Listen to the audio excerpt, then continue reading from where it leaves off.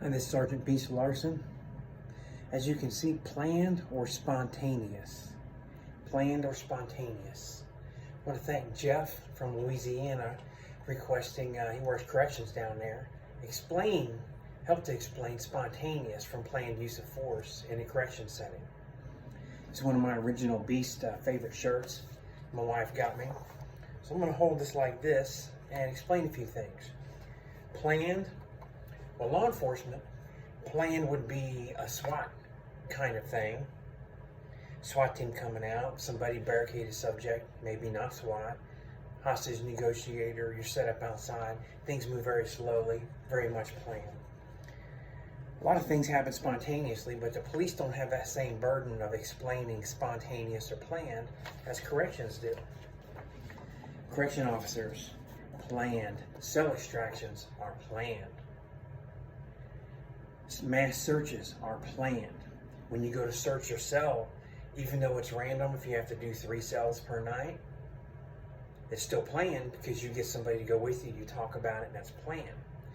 And once you get into that cell and something's going to go wrong or something in the dorm happens, inmate comes over, gets in your face, verbally makes threats to you, gets in your physical space, closer than your 4 to 6 foot reactionary gap, then things become spontaneous. Inmate walks over to you and says, "You're not getting in my cell," and pushes you. That's spontaneous. Now, this has been a great argument with my name on it down there at the prison in Georgia. Sergeant Beast Larson and his spontaneous. Because, for example, I explained this incident as spontaneous. I was on the CERT team. 2 of us, we were outside of the chow hall during chow. We're monitoring movement, 1 dorm at a time that comes up. And inmates come out. They're headed back to their dorm, the general population down the sidewalk. 100 yards walk. And a couple of them stop, and we give them instructions, the other CERT officer and I. You need to keep walking with your dorm, head back to the dorm. And he looks at me and looks at the other CERT officer, and he says, "No, F you. I'm gonna," and he described he was going to physically assault him. Well, instead of continue walking, he stopped and started taking steps towards the other officer. Let me back up to help with this demonstration. So when he does that, I step forward, grab his jacket, snatch him back like this, and throw him off the fence behind me. When he hits the fence, I'm right there. I grab him, push him a second time off the fence. So he just got 2 wall stuns, if you remember stunning techniques. I grab him, take him, put him on the ground, put him in cuffs. And I argued that was spontaneous use of force, and they said, no, it wasn't. I said, he verbally threatened the other officer, stopped, turned a 180, took a couple steps towards that direction after threatening to physically harm him. He was within 5 to 6 feet of the other officer and continuing that direction, and I stopped that. They said it wasn't spontaneous. Well, I won the argument. When you need to make decisions and plan, it's always good to have allies in the training section. Jeff, have allies. I had an ally in the training section who happened to be the captain that ran the training section, who was also a retired police officer and very, very much understood and agreed with me. My previous video about use of force, explaining that, and talking about spontaneous versus planned. When I had things happen that were out of the ordinary that other officers didn't normally do, I'd give a phone call, give a heads up to the captain, and she would say, "Yep, that's spontaneous. Yep, that's spontaneous. You're good, you're good." I explained a story about tasing the guy twice that had the 20-inch piece of sharpened wood. She said, "You're fine. It was a continual threat. You continued with your action. You're fine." Some other things that happened, I called, she said, "You're fine, Sarge, you're fine, good to go." I kept getting a thumbs up. Never once did I ever get a thumbs down in my career. Never once. But that was spontaneous. I reached over, I grabbed, I pulled him back because he said he was going to attack my fellow officer. Here's another spontaneous. As a supervisor, we carried the large 7% can of spray on our belt. I didn't have the pin in there. And I trained this. This is a tactical maneuver. I'm not telling you, I'm telling you what I did. Give you the disclaimer, don't run out and do what I did. I'm just telling you what I did and how I explained it. We'd already had one sergeant stabbed in the neck from the tray flap, which is about this big. Talking with the inmate. Inmate reaches through the hole, reaches out like this, pokes him right here. Almost catches his jugular. That was his goal. Mental health inmate, almost killed him. Several officers were punched and smacked in the face through the flap. I'm walking by, we were locking people down, and this was in a tier 2 in the behavior unit, and tell the inmate to give me the remote. He says no, and he reaches out and goes like this. See how fast that was? He reaches out and tries to punch me. I used the tip of my elbow. I focused my energy with my elbow on the top of my can of mace, and the whole can of spray went through the flap and in his face. Whole can went. Until the threat stopped. Remember? Until the threat stopped, focus of energy. Didn't have a distraction technique, went right straight to it. Just like that. That was spontaneous. And they argued with me about that, and they said it's not spontaneous. And I said, yes, it is. He swung, I reacted. I reacted very quick. They always bragged about, you have that 3 seconds, to react to something. Well, when somebody swung at me and I took my elbow and activated my can of spray in a half a second, that's less than 3 in my math calculations. That's also spontaneous. And I told you I had a deputy warden on my side also that argued he's got quicker reaction than everybody else. He's been an instructor. He's trained to do this. You got to understand this. Well, you could have just walked away. We could have called. We could have done something. We could have, What do you mean, He swung at me. I have a right to defend myself, right? Right, Jeff? You agree with me? I hope you enjoy this. I'm just trying to explain planned versus spontaneous. Inmates in the cell. He's covered with baby oil. He's covered with toothpaste. Or he's rubbed feces all over. All these things I've had to go in and deal with. That's planned. Meticulously, you're going to plan. And we'll talk about cell extractions later. But you're going to do a lot of planning to go in and deal with somebody covered in something that's hard to handle. Spontaneous. Spontaneous. You're escorting an inmate from the shower. 2-man escort. He's in handcuffs in a behavior unit. And he wants to turn elbow, throw elbows at you. Remember I told you, you can defend yourself even if they're cuffed? That's spontaneous. You don't plan that. He's supposed to walk from here to here without any problem. He's not supposed to assault you, cause an altercation, spit on you. He can talk all he wants. Talk is cheap. His mouth can run like he's chewing bubble gum. That's fine. But the moment his shoulders and elbows and knees and heads and feet start to get involved, he starts doing this, becoming aggressive to you, spontaneous. You don't say, hold on, inmate, I got to go call my sarge and my lieutenant and my unit manager and stuff, or the duty officer, it's 2 a.m. Stop being aggressive until I can get my plan of action going. No, don't do that. You're escorting somebody and they're doing something that can harm you. That's how you explain that. Their action can cause you or another officer physical harm.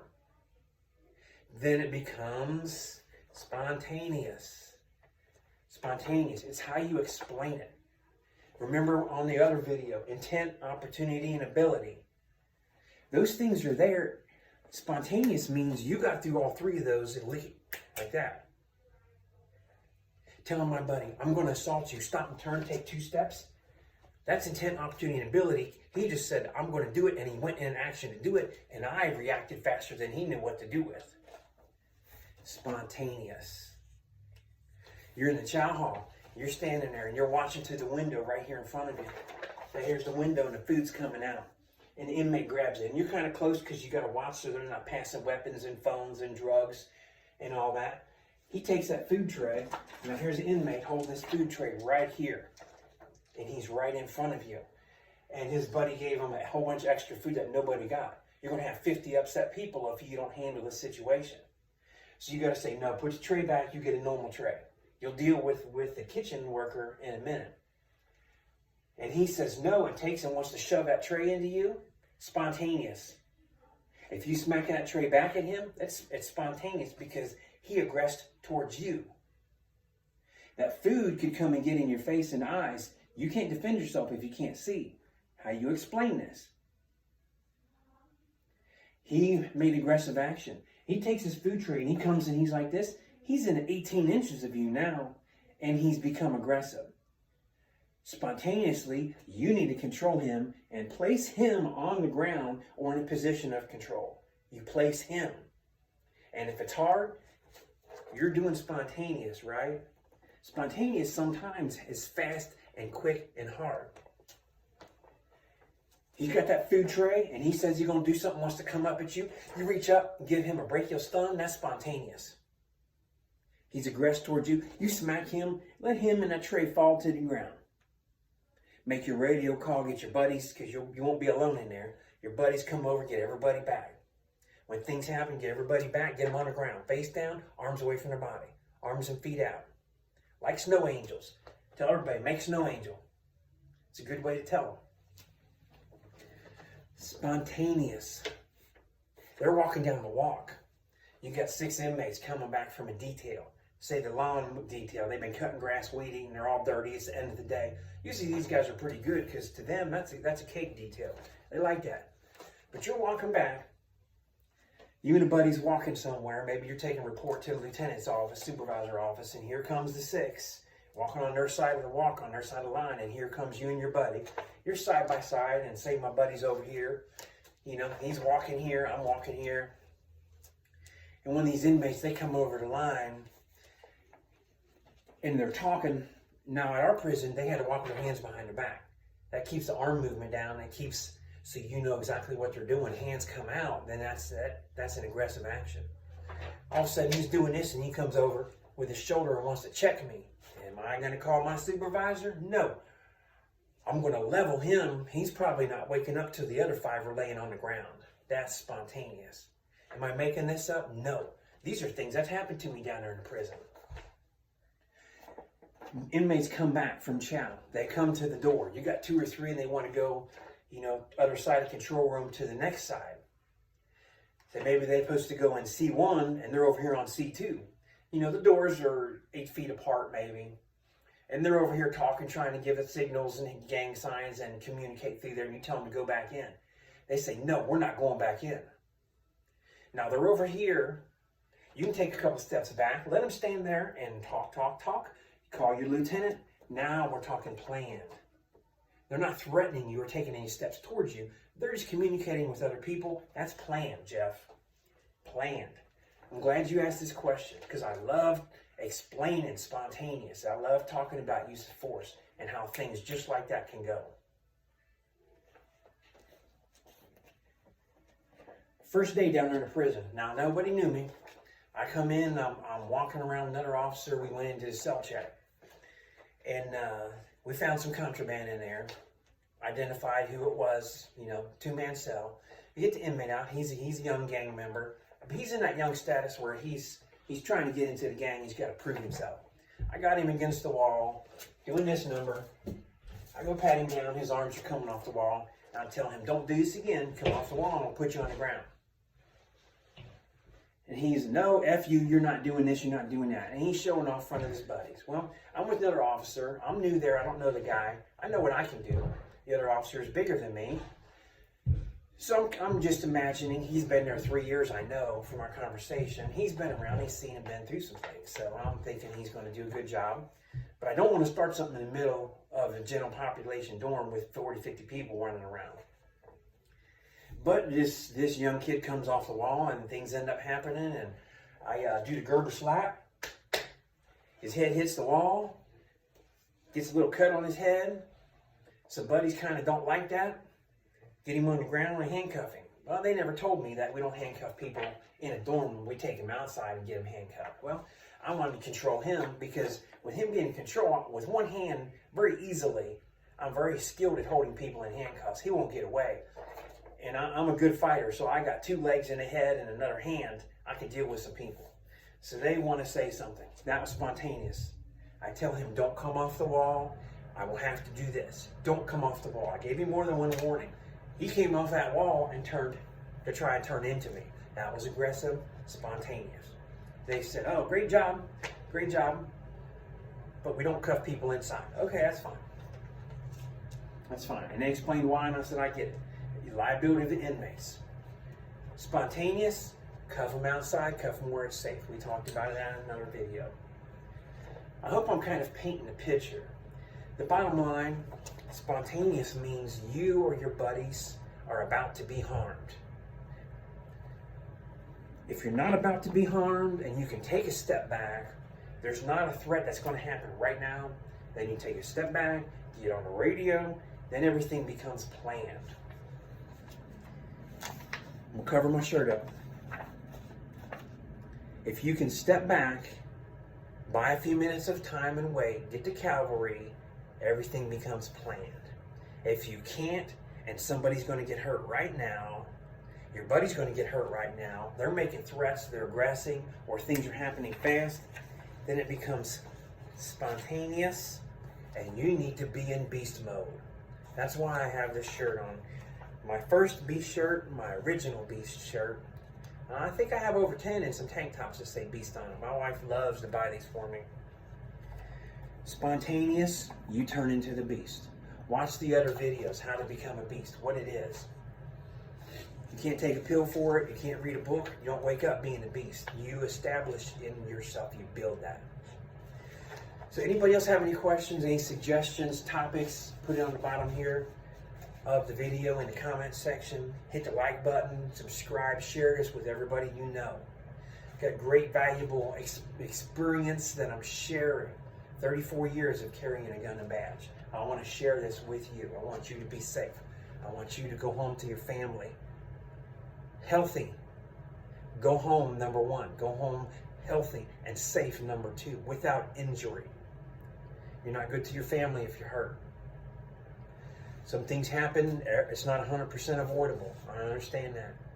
But anything you can be thought of in your head, and the more you learn about planning and spontaneous, when to step, when to retreat. When to step, when to retreat. The more you learn, the better you'll become. The safer you'll become. Thanks for joining. I hope this helps.